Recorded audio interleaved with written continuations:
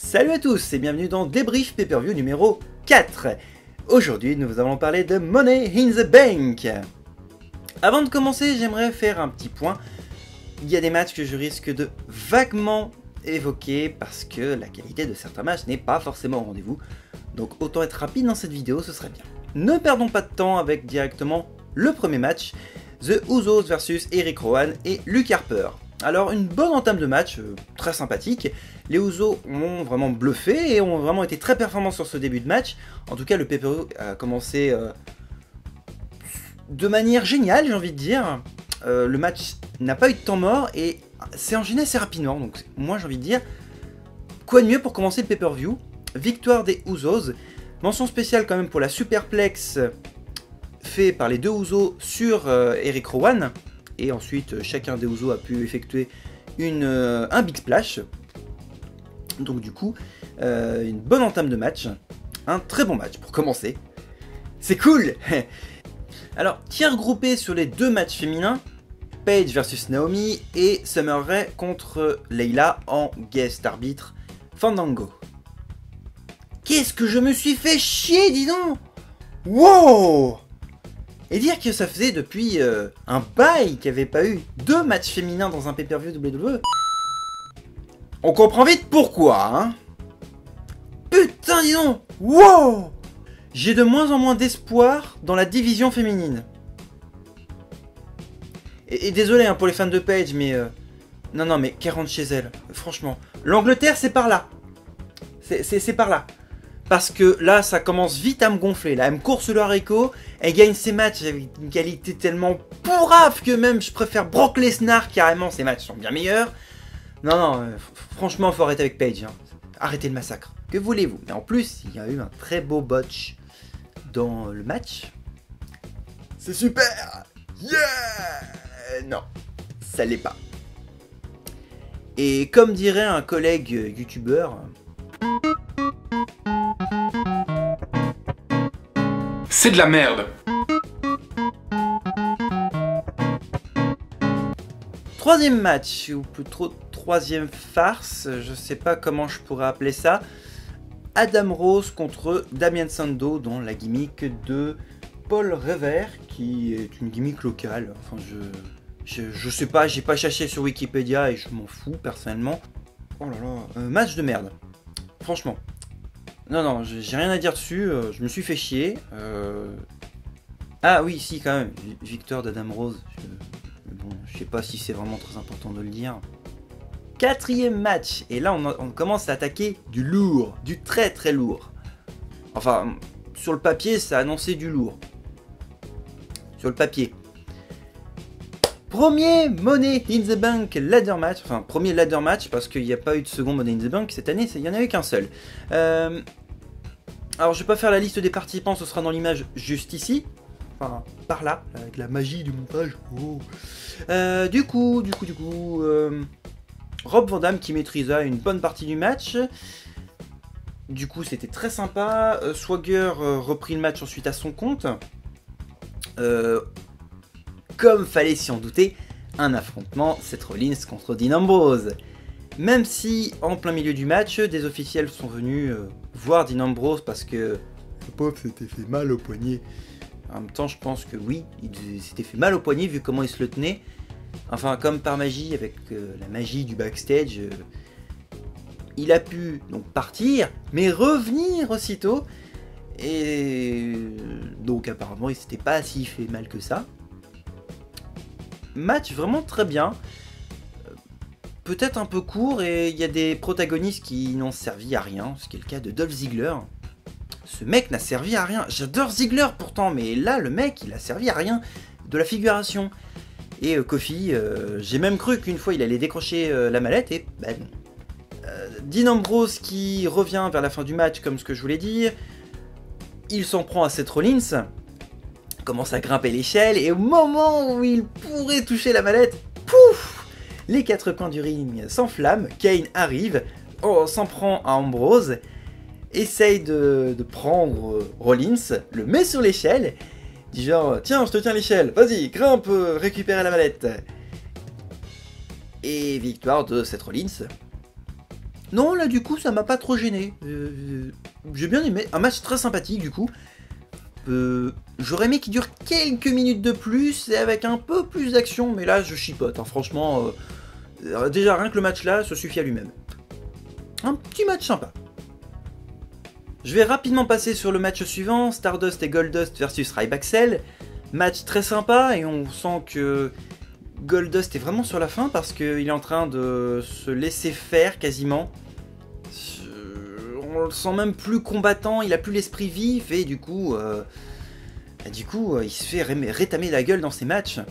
Vraiment, ça m'étonnerait pas qu'il y ait un retournement de situation dans les prochaines semaines avec Stardust et Goldust, genre un affrontement entre les deux, du genre tu sers à rien, j'ai plus envie de me battre avec toi, et du coup victoire de Stardust. Match suivant, Big E versus Rusev. J'attendais beaucoup de ce match. À Payback, j'en avais eu une très mauvaise impression parce qu'il était beaucoup trop court, là enfin il y a eu une bonne durée. Pas trop long, pas trop court, et en plus Big E a pu montrer énormément de choses. Même à de nombreux moments du match, il a pu mener Rusev, ce qui a été assez étonnant parce que je n'ai jamais vu Rusev dominer. Là, ça me fait plaisir parce que j'ai vraiment pu prendre mon pied dans ce match, j'ai vraiment pu voir de très bonnes choses. Et le match était vraiment agréable à voir. Autant pour Rusev, autant pour Big E. Les deux m'ont vraiment bien fait adhérer au match. J'ai pu vraiment adhérer et regarder le match sans problème. Je me suis pas ennuyé, il a été assez cool. Non, le match était vraiment très sympa à voir, agréable. Voilà. Du coup, belle performance des deux. Et victoire de Rusev. Par soumission, forcément. J'ai pas vraiment de réserve. Et franchement, qu'on me dise, ouais, mais t'aimes bien regarder Lana, je m'en fous en fait. Parce que, encore une fois, cet angle entre Rusev et Lana versus Big E me fait penser à Apollo Creed versus Ivan Drago de Rocky 4. Donc, un clin d'œil, un hommage, je ne sais pas. Peut-être les deux. Main event du pay-per-view, le WWE World Heavyweight Championship match, en ladder match bien entendu. Alors, de mémoire, je vais refaire la liste des participants. John Cena, Randy Orton, Roman Reigns, Cesaro, Sheamus, Alberto Del Rio. Je suis sûr que j'en oublie, Bray Wyatt et Kane. Normalement, je les ai tous dit. Alors, un début de match un peu lent parce que chacun a voulu affronter le catcheur qu'il affrontait déjà en rivalité. Donc Cena a commencé sur Bray Wyatt. Roman Reigns s'est précipité sur Orton, que je dise pas de bêtises, donc de mémoire, et Cesaro face à Sheamus. Du coup, l'entame de match était assez lent, mais ça s'est rattrapé, il y a eu des trucs assez sympas à voir, et on sentait que Kane favorisait tout le temps Orton. Même si Sheamus, alors il avait Orton dans le collimateur parce que pendant les 3/4 du match, c'était Orton sa cible. C'était tellement sa cible que Orton en a pris plein la gueule. À la fin, il avait fini le match en sang. Donc du coup, Cena s'en est pris plein la gueule, mais alors pendant tout le match, il a servi à rien pendant tout le match. J'aime bien John Cena, mais je suis un peu mécontent pour la fin et j'aurais vraiment voulu autre chose. Vous allez comprendre pourquoi.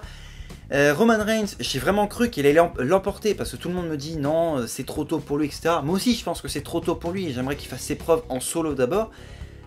Même moi, j'ai cru qu'il allait le remporter. Il était à deux doigts à chaque fois de pouvoir remporter le match. Et ben non. Ah oui, mention spéciale à Stephanie McMahon et Triple H qui servent de pom-pom girl à côté de la table des commentateurs. Et une fin de match très décevante. Victoire de John Cena. Je sais, c'est pas bien. Pourquoi? J'aurais même préféré Orton. J'aurais préféré, je sais pas, une fin avec Seth Rollins qui arrive, qui cache son Money in the Bank. Hey, je veux John Cena pour le titre, tout de suite. Je sais pas, non mais... Cena pour le titre, non mais... Le mec, il a servi à rien. Il a même pas été performant dans le match, quoi.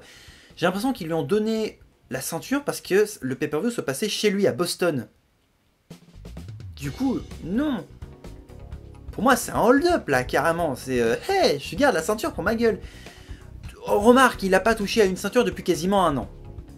Ok, bon, c'est des circonstances atténuantes, mais quand même, j'aurais vraiment voulu autre chose. Alors, du coup, c'est un match sympa, mais le fait que ce soit John Cena qui l'a emporté, alors que pendant les 3/4 du match, il a été mené, voire même maîtrisé à certains moments, ça légitime pas le fait qu'il ait remporté le titre. Pour moi, j'aurais vraiment voulu quelqu'un d'autre. Orton, par exemple. Orton, même s'il a été aidé par Kane, ça aurait été au moins plus logique dans le choix. S'il a déjà eu le titre avant WrestleMania, donc c'était il n'y a pas si longtemps que ça, et ça aurait été légitime que ce soit lui qui emporte le match. Mais là, John Cena, j'étais très déçu parce que j'aurais vraiment voulu autre chose en résultat. Certes, le pay-per-view se passait à Boston, donc il fallait qu'il le remporte, j'ai envie de dire, mais quand même. Petite nouveauté dans l'émission, je lance une nouvelle rubrique, une sorte de questions-réponses avec le public, un peu inspiré des 29 avec Antoine Daniel si vous connaissez, ou de la science infuse de SLG. Et on va commencer tout de suite. Mara me demande pourquoi Eva Marie, pourquoi une telle merde existe. Oh là là, il était vachement dur quand même. Insulter Eva Marie de merde, ça serait insulter la merde. Non, je pense que la WWE doit avoir un quota d'handicapés, je sais pas, je vois que ça. Encore Mara, parce que je vois qu'il y a quelqu'un qui me pose des questions, me demande quand c'est que John Cena prendra sa retraite. En 2039. Benzema Ousmane, si c'est ton vrai prénom, me demande si Dolph Ziggler sera-t-il un jour au top. Bah, dans une dimension parallèle, je veux que ça. Non, parce que ici c'est mort. Anis me demande pourquoi Vince, en tout cas Vince McMahon, son personnage, a-t-il été retiré de la WWE. Parce qu'il a des goûts de merde en matière vestimentaire. Voilà tout. C'est la fin de ce débrief pay-per-view numéro 4. Avant de terminer, j'aimerais quand même vous remercier parce que dans la précédente vidéo, on a quand même franchi la barre des 500 vues. Pour certains, on va me dire que c'est peu, pour moi c'est beaucoup. Je pensais même pas arriver à un tel haut niveau. Du coup, on va lancer un petit pari. Si cette vidéo, on va dire, franchit la barre symbolique des 1000 vues, la prochaine vidéo, je la fais avec ceci sur la tête pendant toute la durée de la vidéo.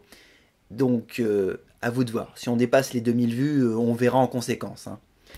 Et du coup, comme là on vient de faire avec les questions-réponses, si vous voulez m'envoyer même des vidéos avec vos questions, n'hésitez pas. Ça passera dans un prochain débrief pay-per-view et j'y répondrai avec grand plaisir. Sur ce, merci à vous d'avoir vu cette vidéo. N'hésitez pas à vous abonner et à faire partager la vidéo. C'est très important, comme dirait un certain Monsieur Boy. On se retrouve dès le mois prochain pour le débrief pay-per-view numéro 5 sur Battleground. D'ici là, portez-vous bien et à plus!